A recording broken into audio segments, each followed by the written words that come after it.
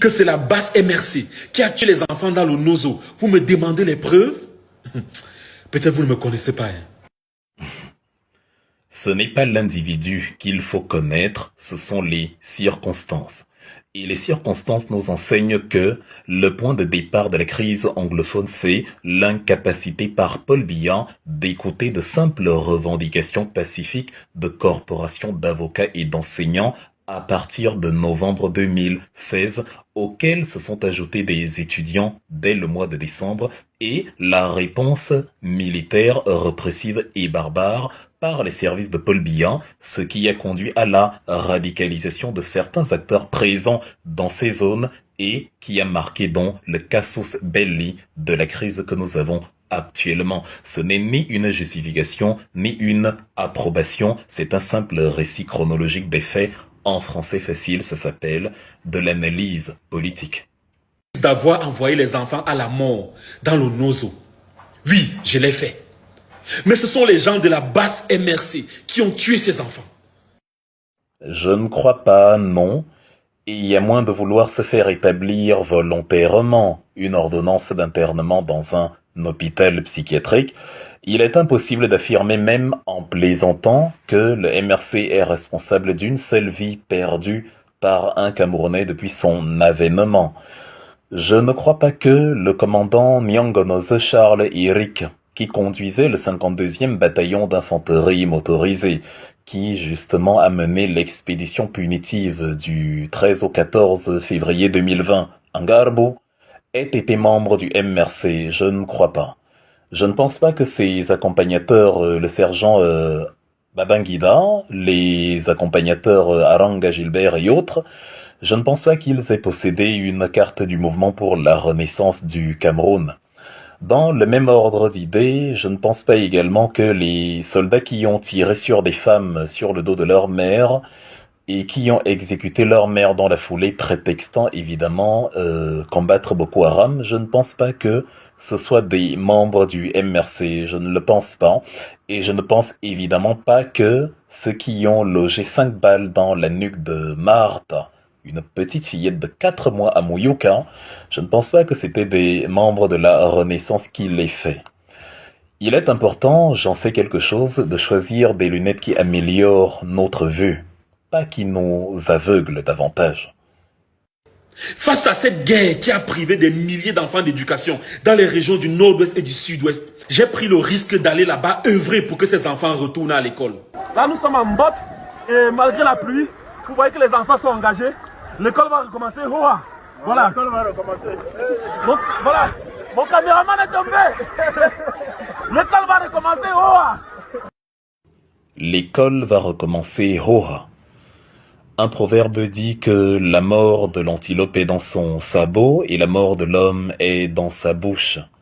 Quand nous disions que Paul Biya n'a pas été capable de doter le Cameroun d'une infrastructure viable, ceux qui ne nous aiment pas nous ont accusés d'être des anti-patriotes qui parlent mal de leur pays.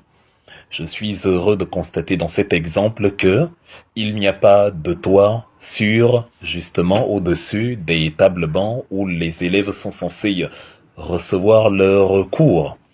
Tant et si bien que on se met à défier les éléments de la nature et à se dire, même s'il pleut, l'école va recommencer. En principe, quand il y a un bâtiment, une infrastructure dans toutes les localités du pays, qu'il pleuve, qu'il neige, qu'il vente ou qu'il grêle, c'est un non-événement. Mais à se dire que l'école va commencer malgré la pluie, la messe est dite. Maintenant, on y ajoute la pluie de balles pour aller plus loin dans l'analyse. L'école va donc recommencer Hoa malgré la pluie des balles. Malgré le fait que les éléments politiques qui ont conduit à la crise sont toujours présents, l'école va recommencer Hoa. C'est facile, évidemment, quand ce sont les enfants de tiers et non les siens. Les enfants sont engagés. J'ai risqué ma vie durant le trajet.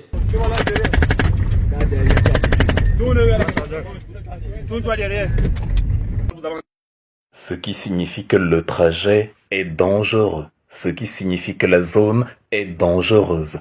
Ce qui signifie que la reprise des cours à cet endroit est dangereuse. À quel moment se dit-on donc que les petits écoliers peuvent reprendre les cours dans de pareilles circonstances? À quel moment envoie-t-on donc ceux qui ne bénéficient pas de la même protection policière à reprendre les classes dans un environnement comme celui-là? Ça s'appelle de la dissonance cognitive. Voilà donc le femme-là, le vrai. Le village qu'on appelle Ma, pas loin d'un Koum, et voilà. Il y a eu quelques impacts de balles sur le camion, mais vraiment nous tous nous allons bien. On s'est arrêté là, dans la ville de Nkoum pour voir le maire. Lui c'est le maire de Nkoum.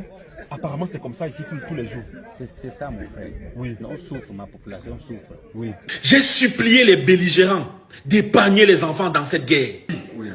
Quand on a un peu de culture politique, on sait qu'il n'y a pas de guerre propre. Ce n'est pas la supplication aux belligérants qui met fin à une guerre. La preuve, les éléments de l'armée camerounaise cités tout à l'heure n'ont pas eux-mêmes obéi à la supplication et ont continué à commettre des massacres. À plus forte raison, les assaillants séparatistes. Donc, ce n'est pas comme ça qu'il fallait procéder. Pour mettre fin à une guerre, ce ne sont pas des mesures cosmétiques. Pour mettre fin à une guerre, on se pose deux questions. Qu'est-ce qui a conduit à la guerre? C'est le principe de la genèse du conflit. Et la deuxième question qu'on se pose, c'est à partir des éléments qui ont conduit à la genèse du conflit, quels sont les trous qu'on peut boucher, quelles sont les brèches qu'on peut colmater. Mais avant, il y a des brèches à colmater et elles se trouvent là-haut. Ils sont pas là à l'école, ce qui fait que cette année, ils se retrouvent dans la même classe avec les jeunes. Vraiment, faisons tout malgré tout, vraiment. Quels que soient les différents qu'on a, réfléchissons pour ces enfants-ci là, pour qu'ils aillent à l'école. Bien, c'est précisément là où je voulais y en venir. Car c'est une chose de dire qu'il faut réfléchir, c'est une autre chose d'être capable de réfléchir. Quand on évalue dans les deux questions phares de la crise, qu'est-ce que ça donne?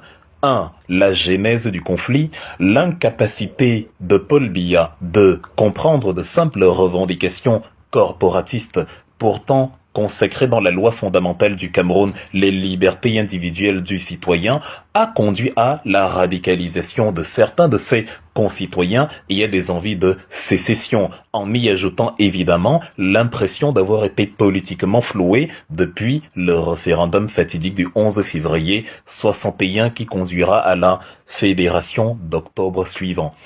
Comment résoudre dans le conflit une fois l'élément 1 résolu sur la genèse, remettre sur la table la question de la forme de l'État et y inviter les revendicateurs les plus radicaux? Tout bêtement. Qu'est-ce qu'on a eu dans le Biya Comedy Club du Palais des Congrès il y a 4 ans? 1. Paul Biya n'était pas présent dans un dialogue qu'il a lui-même initié. 2. Les principaux belligérants les plus radicaux n'étaient pas invités. 3. La question sur la forme de l'État n'a pas été posée. À partir de là, à quel moment vous vous êtes dit que le comedy show que vous avez offert aux Camerounais pouvait y aboutir à un semblant de solution, une autre forme de haute sorcellerie? Voir enfin les enfants repartir à l'école, car eux aussi ont droit à l'éducation. Mais ce que je ne savais pas, c'est que les gens de la basse MRC étaient en train de cotiser pour acheter les armes afin d'envoyer aux Ambazoniens. Que chacun de nous dépose sa collecte. Voici ma part. Nous allons acheter les armes pour envoyer en Ambazonie. Que chacun de nous dépose sa part. Que chacun de nous, que chaque personne qui est ici cotise. Les enfants sont allés à l'école. Ils ont été assassinés froidement. Comme si c'était un péché pour un parent d'envoyer son enfant à l'école.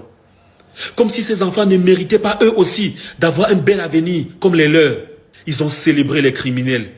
Nous devons créer des possibilités de contact direct avec Phil Marshall. Phil Marshall! Il est intéressant d'observer que les militants du MRC séjournent, vont et viennent en diaspora depuis de nombreuses années et aucun d'eux n'a été inculpé de quelque manière que ce soit pour financement du terrorisme. C'est bien curieux. Par contre, vous qui savez mieux que nous ce qui se passe dans notre formation politique, les visages de ceux qui ont demandé à cotiser pour les Ambazoniens sont connus Établissez donc de manière claire et incontestable les circuits financiers depuis le point de départ jusqu'au point final vers les acteurs de l'Ambazonie. Établissez le lien direct du financement de cette guerre par le MRC et saisissez les juridictions internationales compétentes. Le siège de la police internationale Interpol, c'est à Lyon, en France. Le plus grand contingent du MRC en diaspora, comme par hasard, c'est en France. Donc, la voie vous est ouverte, faites-le. Et c'est avec plaisir que je viendrai moi-même m'excuser à plat ventre et vous faire mon mea culpa de ce que le MRC finance la guerre au Cameroun. Mais si vous n'en êtes pas capable, ce qui est évidemment le cas, cessez de l'ouvrir pour ne rien dire. À quoi sert l'argent et le téléphone dans les mains d'un insensé? À partir de l'instant où vous désignez un agent politique X coupable de ce que des gens qui le soutiennent font, je demande également aussi à Paul Biya immédiatement de cesser son homosexualité, car oui, Paul Biya est un homosexuel. Pourquoi? Parce que son fils Brenda Anastasie, qui le soutient, est homosexuel. C'est ce qu'on appelle le parallélisme des formes, à moins qu'il ne se désolidarise de la fameuse homosexualité. Que Steve Fa est l'architecte de ce crime crapuleux. Oui, effectivement, de la même manière que Judas l'Iscario fut l'architecte de l'exécution du Christ, son maître, en échange de son âme et de 30 pièces d'argent. Oui, évidemment. Raison qu'ils disent m'avoir agressé à mort en Belgique.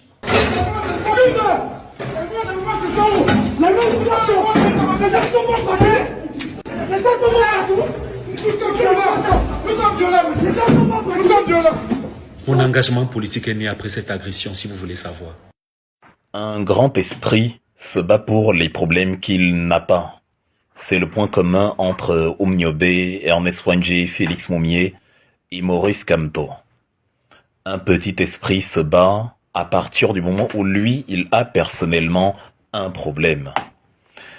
Tu ne prends pas conscience, toi, concitoyen ou concitoyenne, quand la population manque d'eau, d'électricité, de structures sanitaires et de droits humains. Tu prends conscience quand le manque d'eau, l'électricité manquante et le mépris des droits humains te touchent personnellement. C'est cela, être un petit esprit.